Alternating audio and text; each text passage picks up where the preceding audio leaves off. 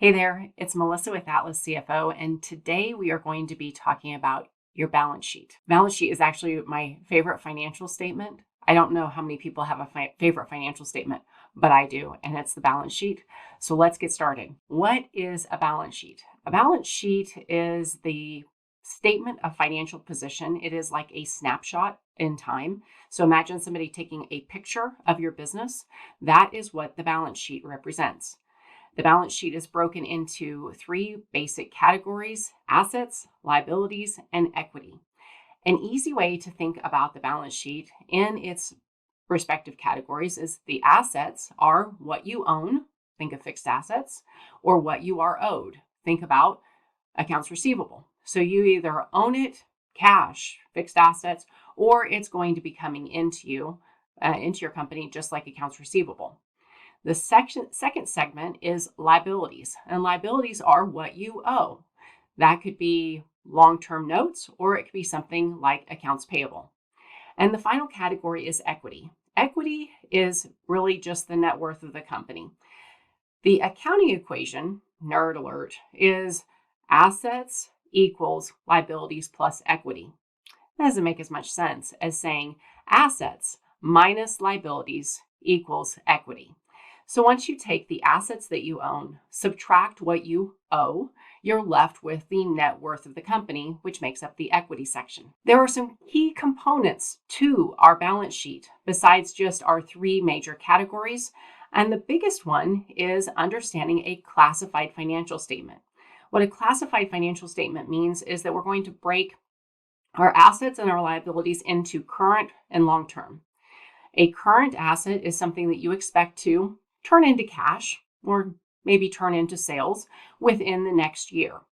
So if you think about accounts receivable, you're expecting to be paid within the next year, so that would be a current asset. On the other side, there's long-term assets or long-term liabilities.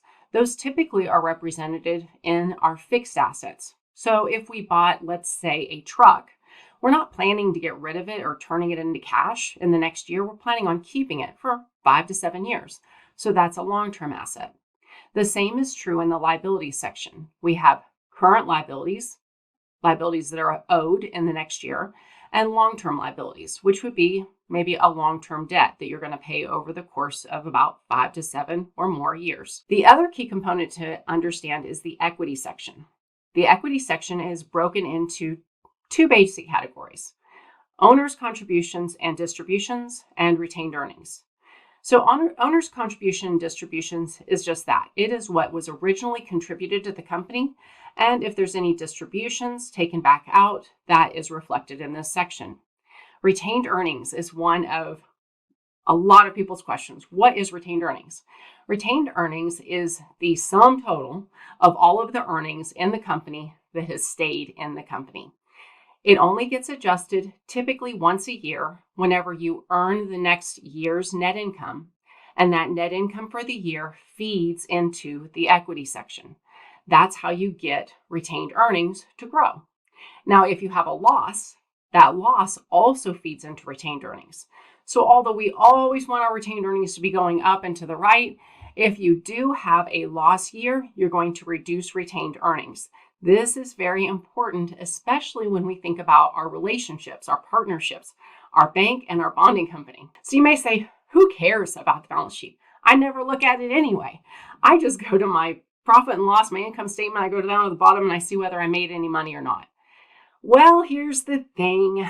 The balance sheet is actually how you're judged. We don't want anybody judging us. Guess what? They're judging you, and they're judging your balance sheet. Once you understand that that is where they're going to be looking, you want to make the prettiest, nicest, best balance sheet that you can possibly do. You want to make sure it is complete and accurate to the best of your abilities, because everyone is going to be looking at it. The balance sheet is the indicator of your financial health, your liquidity health, your resilience, your ability to grow. So the balance sheet is actually how decisions get made. And if you've ever talked to maybe your bond manager and they're like, yeah, we just can't get that bond for you, and you think, why? I can do the job. There's a good chance there's something on your balance sheet that's making them nervous, or they don't understand it, or they need more information. So focusing on the balance sheet allows you to grow your business, allows you to have a solid understanding of the worth of your company, and it also makes it so much easier to make strategic decisions. I'm going to give you a few tips on analyzing your own balance sheet. So first, it's got to be accurate and it has to be complete.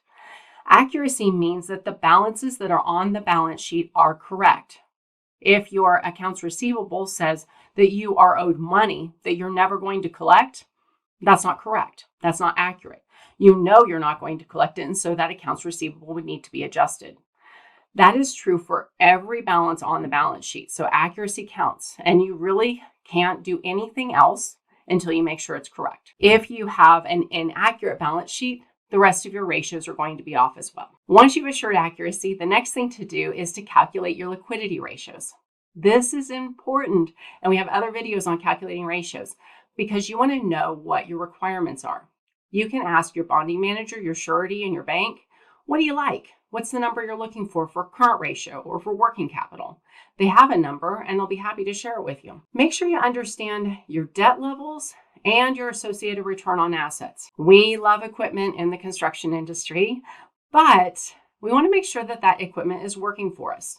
Many times we'll see this debt load increase because we've bought all of this equipment, but we're not actually utilizing it and we're not making a return on our assets. The last thing to understand, the last tip on balance sheet, not the last thing, but a good tip, is to know your resilience or your strength. What that means is, can we weather a storm? Sometimes the economy goes down, sometimes it goes up. So what does that mean for your business if you do have a down year? This is kind of a stress test.